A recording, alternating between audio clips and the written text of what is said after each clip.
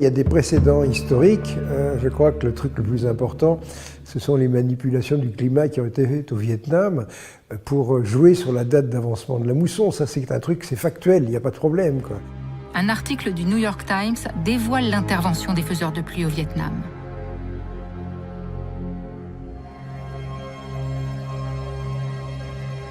Le Congrès nomme une commission d'enquête.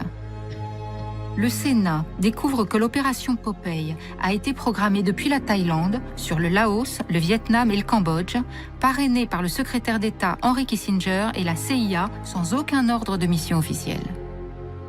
La modification de la météo devait permettre d'embourber les routes, de favoriser les glissements de terrain, de noyer les passages de rivières et de conserver la boue au-delà de la saison habituelle.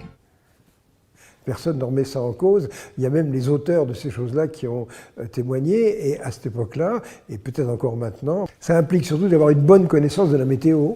Et à partir du moment où on connaît bien les mécanismes météorologiques, bien on agit en mettant des substances qui gênent l'apport d'énergie du soleil dans les couches atmosphériques. Et à ce moment-là, on crée des déséquilibres, on crée des inondations, etc. On fait ce qu'on veut, c'est tout. Quand on sait bien où agir et aux bons endroits. Moi, j'ai été énormément lié à l'armée, c'est-à-dire que tout ce que je faisais, il y avait du secret défense à tous les coins de rue, quoi. Et je voyais un petit peu ces gens grouiller. Les grands manipulateurs du climat, potentiellement, sont les militaires. Le point de départ, c'est qu'on a beaucoup de mal à communiquer par radio avec les sous-marins.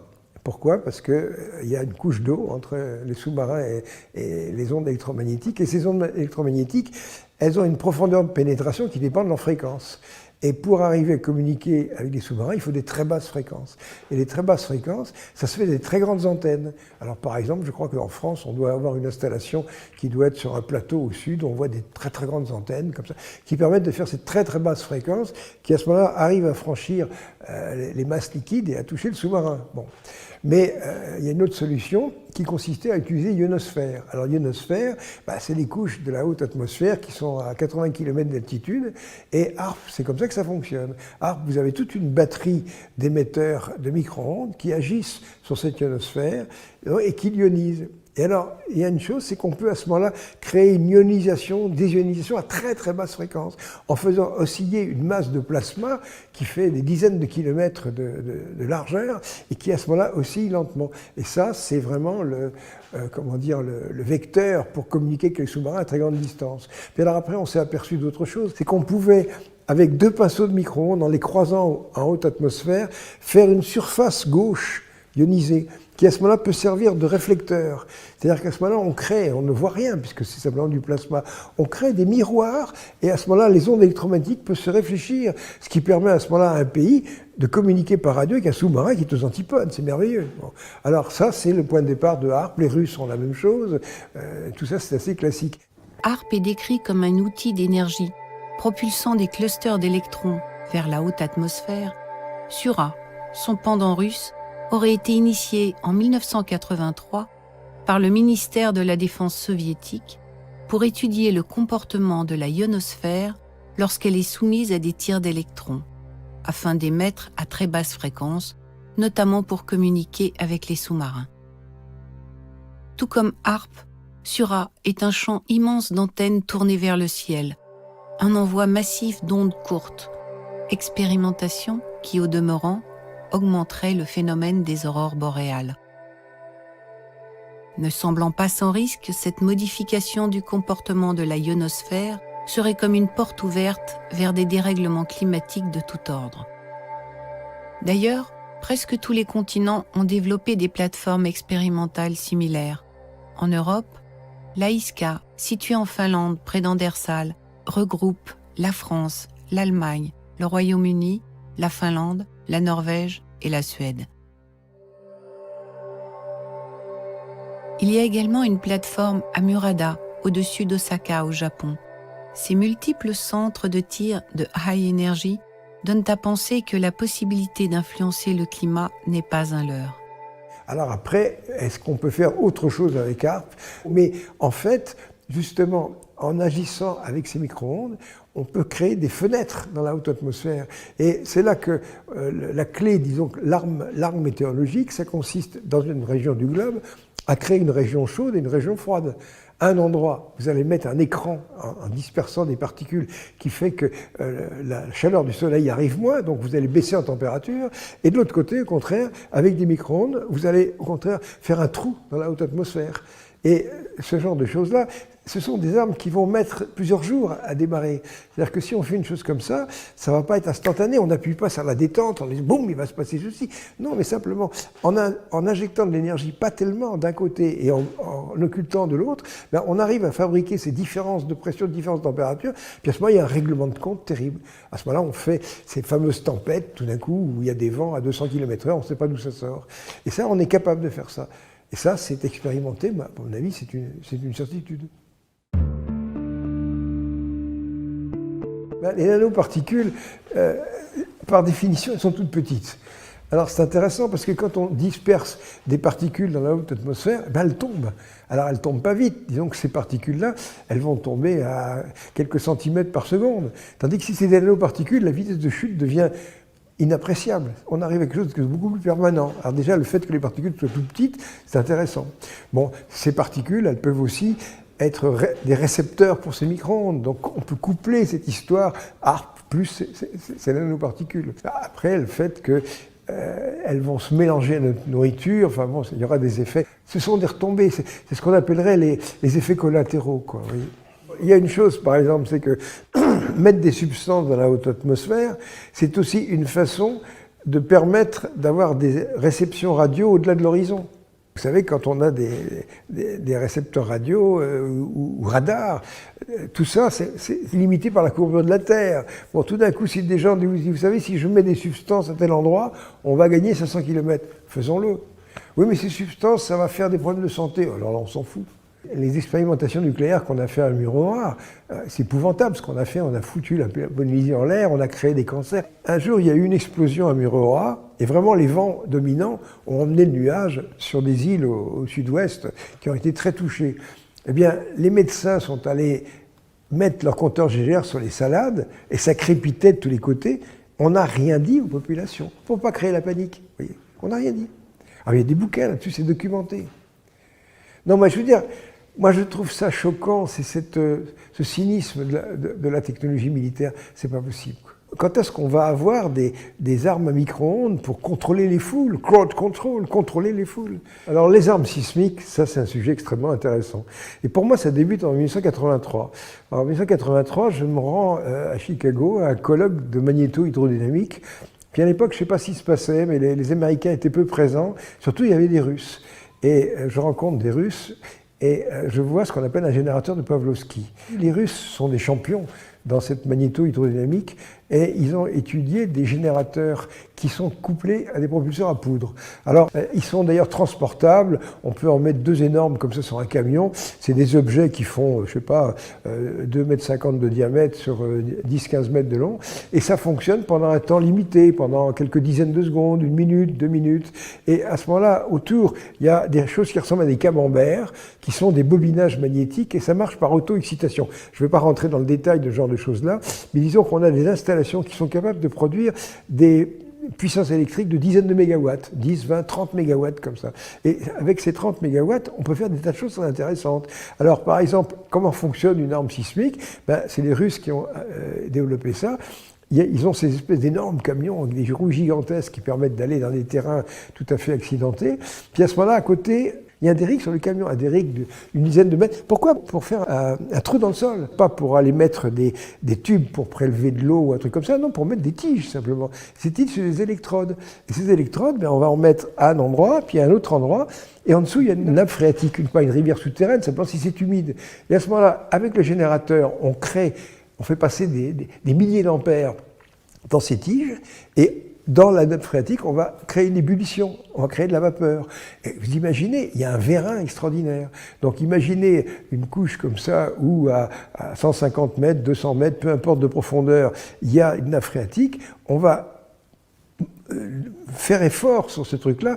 On va créer même des mouvements qui sont très faibles, mais si on est dans une zone où il y a une tension, vous savez, les tremblements de terre, ça existe, comme par exemple dans la faille de Sant'Andrea, vous avez une faille et vous avez 2 couches de roches qui demandent qu'à glisser, et tac, Et alors, à ce moment-là, le mécanisme, ça évoque le revolver. Le revolver, vous avez une énergie très faible pour appuyer sur une détente. Et là, c'est pareil.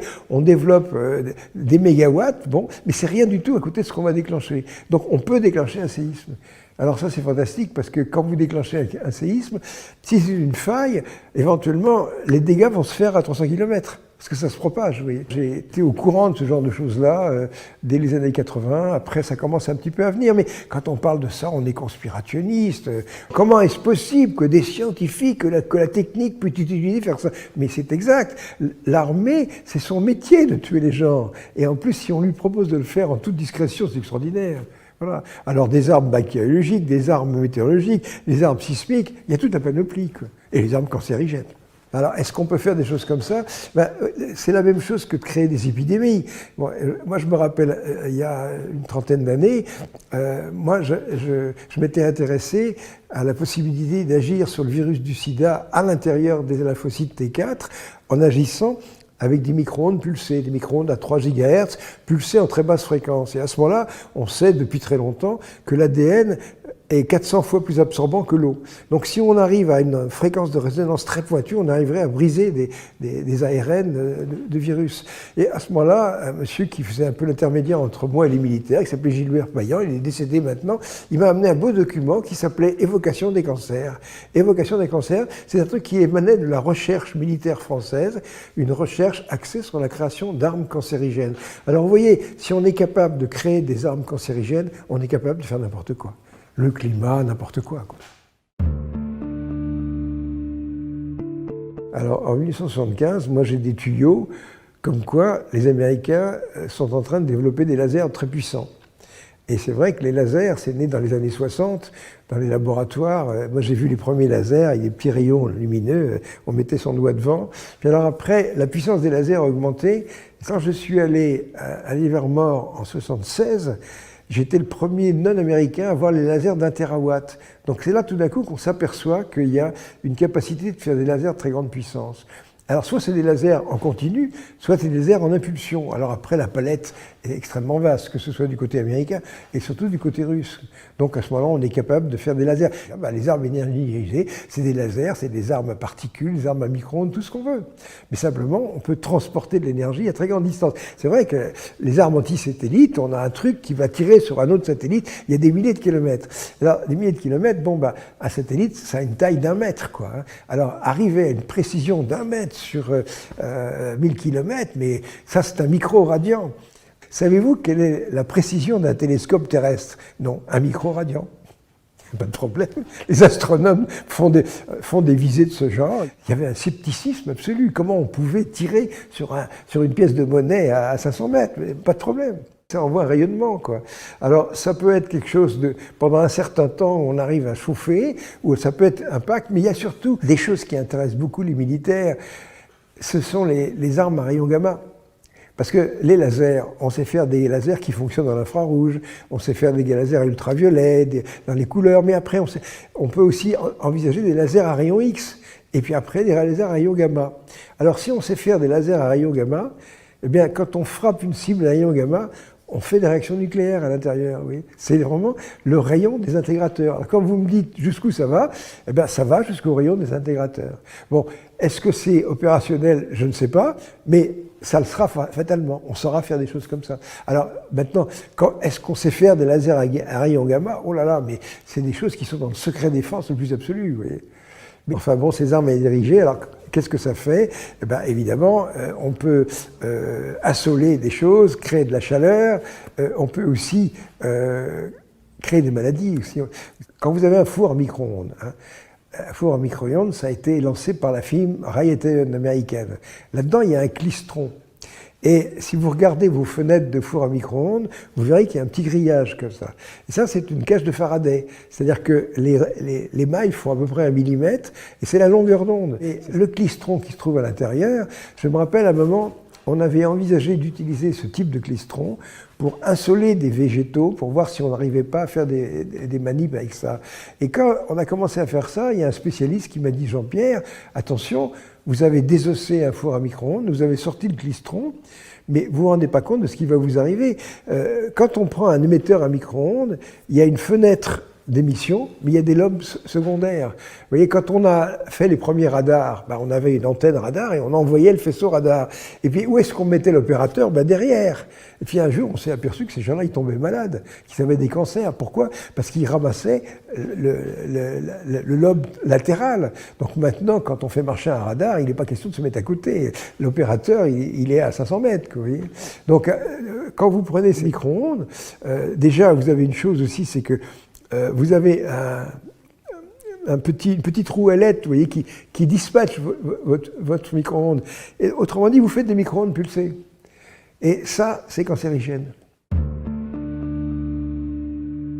Évidemment, on peut chauffer, on peut créer des incendies, on peut faire ce qu'on veut. Détruire des systèmes électroniques. Donc ça, c'est l'arme qu'on va utiliser contre les ogives, pour essayer de griller leur mécanisme d'explosion, des choses comme ça. Et quant à la source d'énergie primaire, ça peut être des bombes atomiques. Il y a des systèmes laser dans lesquels la source d'énergie, c'est une bombe A. Alors vous imaginez la puissance. Et là, ce sont des coups de laser à rayons X. Non, la science-fiction, elle est là. Quant à la mentalité des gens qui l'utilisent, il n'y a aucune limite. C'est l'armée, il n'y a pas de réglementation pour l'armée. Mais quand vous rencontrez des gens comme ça, c'est normal, c'est dans l'intérêt supérieur du pays. Il faut se dépêcher d'avoir ces armes avant que les autres ne les aient. On a une quantité de mégatonnes sur la tête qui est complètement délirante. Et en plus, nos dirigeants ne sont pas plus malins qu'il y a 50 ans, plutôt pire. Donc, autrement dit, la question, c'est, on n'a plus jamais fait d'explosion nucléaire depuis 20 ans. Est-ce que vous y croyez? Alors, à ce moment-là, il y a une solution qui consiste à faire des essais nucléaires souterrains discrets. Les militaires se donnent tous les droits. Donc, si vraiment il y a eu des essais nucléaires souterrains à cet endroit-là, c'est un terrain qui est calcaire. Donc, autrement dit, quand on a des expériences nucléaires souterraines comme ça, il reste les déchets. Et après, il va y avoir des fissurations. Il faut absolument qu'on soit en pointe au point de vue des essais nucléaires souterrains. Alors, comment est-ce qu'on fait des essais nucléaires souterrains furtifs? C'est très simple. Vous prenez un local qui est un peu plus grand que votre studio, là, 20-30 mètres de diamètre, puis vous avez votre explosif nucléaire au centre, et à la paroi, vous mettez des couches d'amortissement.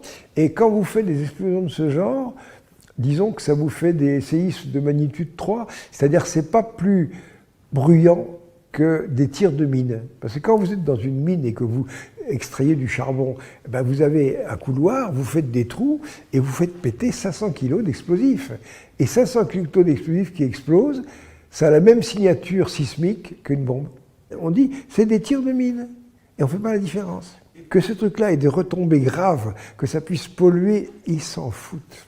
Mais ça, les Français, j'ai envie de dire, vous ne savez pas tout ce qu'on fait derrière votre dos. Moi, je pense quand même qu'il faut une énergie phénoménale pour faire un tsunami. Fin 2018 ou début 2019, Poutine a fait un discours en disant que les Russes, pour ne pas se lancer dans les armes antimissiles américaines, parce que quand George Bush a dénoncé les accords SALT, ils se sont dit, on va faire comme a fait papa, c'est-à-dire qu'on va pousser les Russes à faire une surenchère, à développer des trucs, donc ils ne vont pas s'en sortir. Donc Poutine, à ce moment-là, a dit, puisque vous ne voulez pas revenir sur ces accords, nous, on va développer des armes catastrophiques. Alors, au lieu d'avoir autant de fusées balistiques que l'autre, on va faire des trucs imparables. Et ces trucs imparables, par exemple, il y a un sous-marin qui se balade à 1000 ou 1500 mètres de fond, qui va à très grande vitesse, qui est propulsé par l'énergie nucléaire. C'est un drone, si on veut. Et là-dedans, ça va être des bombes de 100 ou 150 mégatonnes. Et ça, vous mettez ça devant une côte américaine, vous faites une vague de 500 mètres de haut. Est-ce qu'on peut faire un tsunami? Oui. Ça devient complètement anonyme, justement, c'est l'arme discrète. On peut se poser la question, pourquoi on a une technologie? Vous savez, pour les spécialistes de l'évolution, il y a un mot qui s'appelle l'hypertélie. L'hypertélie, c'est un dépassement de finalité. Il y a des animaux, ils ont des attributs, tout d'un coup, c'est un handicap pour eux. Voilà, le tigre a un dent de sable, il a des dents qui sont tellement poussées qu'il ne peut plus arriver à mordre. Après, vous voyez, ça ne va pas. Nous, c'est pareil. On a développé des technologies. Maintenant, est-ce que vraiment les armes nucléaires, c'est monstrueux? Alors, on peut se dire, mais pourquoi on a fait ça? Moi, je pense que c'est l'énergie qu'il faut pour faire des voyages interstellaires. Et nous sommes arrivés à un stade où la suite historique logique, c'est les voyages interstellaires. Et ça fait partie de l'évolution de toutes les planètes, y compris la nôtre. étendre son champ relationnel en se complexifiant. Et ça, c'est la phénoménologie du vivant. Depuis la première bactérie, on devient de plus en plus compliqué, on étend le champ relationnel. Et là, actuellement, pour la Terre, on peut prendre son portable et appeler les antipodes. Donc ça y est, on a fait le tour. Alors, est-ce que ça s'arrête ? Non, si ça ne s'arrête pas, c'est interstellaire. Moi, je suis finaliste, disons. Je pense que l'évolution a un sens, ce n'est pas le hasard comme ça, aveugle. Bon, eh bien, toutes les planètes arrivent à un stade où elles ont cette capacité technologique, mais chez nous, la maturité n'est pas au rendez-vous. Imaginez qu'on franchisse cette espèce de virage à la corde où on ne s'annihile pas complètement et qu'on arrive à résoudre les problèmes de la Terre, on s'apercevrait qu'après avoir fait un pic, la démographie va descendre. Simplement que la démographie, elle se stabilise toute seule à partir du moment où les gens vivent bien, c'est tout. Il y a une foultitude de solutions.